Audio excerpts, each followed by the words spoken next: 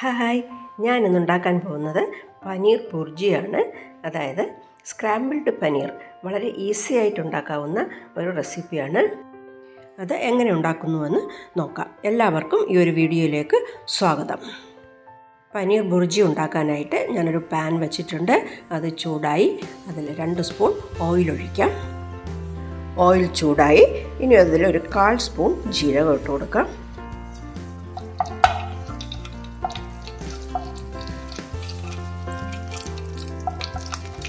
ജീരകം മൂത്ത് കഴിഞ്ഞു.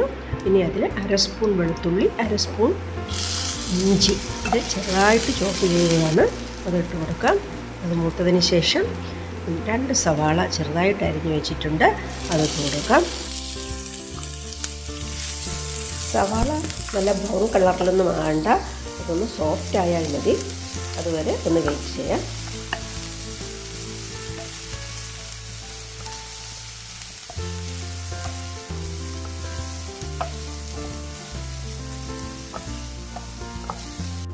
ഇനി പച്ചമുളക് ഇട്ട് കൊടുക്കാം. 2 പച്ചമുളക് ചെറുതായിട്ട് അരിഞ്ഞു വെച്ചിട്ടുണ്ട്, അതിട്ട് കൊടുക്കാം.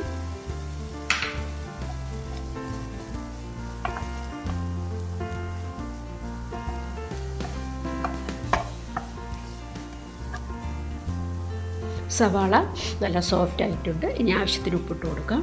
എല്ലാം കൂടി നല്ലവണ്ണം മിക്സ് ചെയ്തെടുക്കാം. ഇനി ആവശ്യത്തിനുള്ള പൊടികൾ ഇട്ട് കൊടുക്കാം. 1/4 സ്പൂൺ മഞ്ഞൾപ്പൊടി, 1 ടീസ്പൂൺ മുളക് പൊടി, 1/2 ടീസ്പൂൺ മല്ലിപ്പൊടി, 1/4 ടീസ്പൂൺ പെപ്പർ പൗഡർ. നല്ലവണ്ണം മിക്സ് ചെയ്തെടുക്കാം.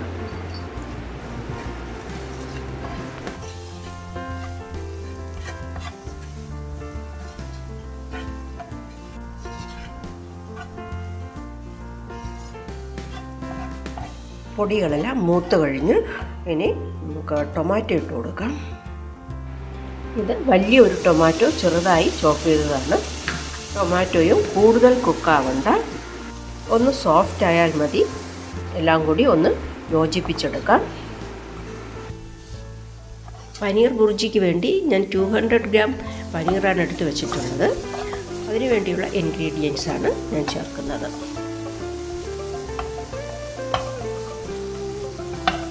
വളരെ ഈസി ആയിട്ട് ഉണ്ടാക്കാവുന്ന ഒരു റെസിപ്പിയാണ് ഇത്. ചപ്പാത്തിയുടെ കൂടെയും ഞാനിൻ്റെ കൂടെയും ഒക്കെ കഴിക്കാവുന്നതാണ്.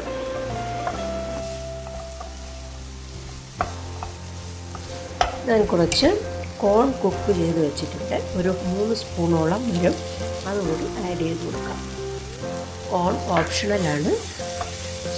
വീട്ടിലുണ്ടെങ്കിൽ നമുക്ക് ചേർക്കാം, അല്ലെങ്കിൽ അവോയ്ഡ് ചെയ്യാം. ഇതിന് പകരം ക്യാപ്സിക്കം ഉണ്ടെങ്കിൽ അത് ചേർത്ത് കൊടുക്കാവുന്നതാണ്. ഇനി പനീർ ചേർത്ത് കൊടുക്കാം. ഞാനിവിടെ 200 ഗ്രാം പനീർ പൊടിച്ച് വെച്ചിട്ടുണ്ട്, അത് ആഡ് ചെയ്ത് കൊടുക്കാം.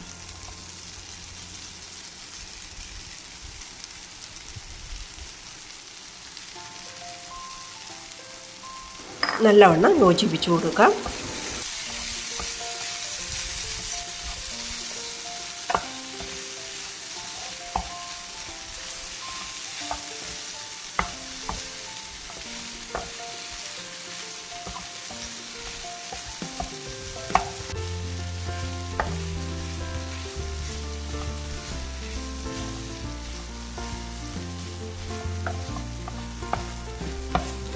വലിയ പീസൊക്കെ ഉണ്ടെങ്കിൽ ഈ സമയത്ത് ഒന്ന് പൊടിച്ചു കൊടുത്താൽ മതി.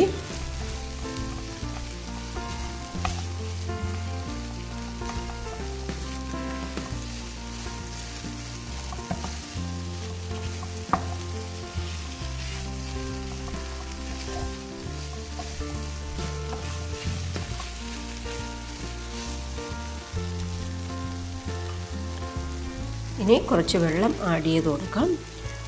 കൂടുതൽ വേണ്ട, ഇതൊക്കെ ഒന്ന് യോജിച്ച് വരാൻ വേണ്ടി മാത്രമുള്ള വെള്ളം ആഡ് ചെയ്ത് കൊടുക്കാം. ഈ സമയത്ത് സോൾട്ട് ടേസ്റ്റ് ചെയ്ത് നോക്കാം.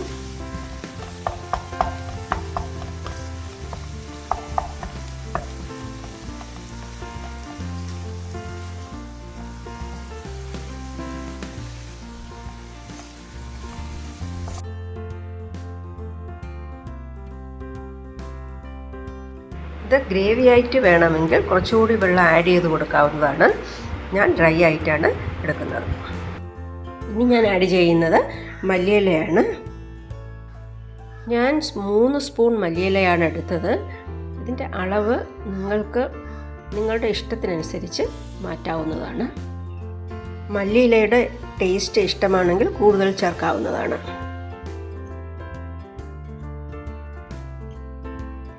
പനീർ ബുർജി തയ്യാറായി കഴിഞ്ഞു. എല്ലാവരും വീട്ടിൽ ഉണ്ടാക്കി നോക്കണം. ഈ റെസിപ്പി ഇഷ്ടപ്പെട്ടുവെങ്കിൽ സബ്സ്ക്രൈബ് ചെയ്യാൻ മറക്കരുത്.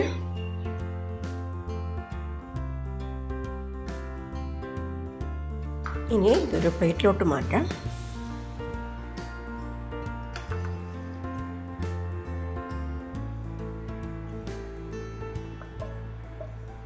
ഞാനിന്നിവിടെ സെർവ് ചെയ്യുന്നത് ചപ്പാത്തിയുടെ കൂടെയാണ്.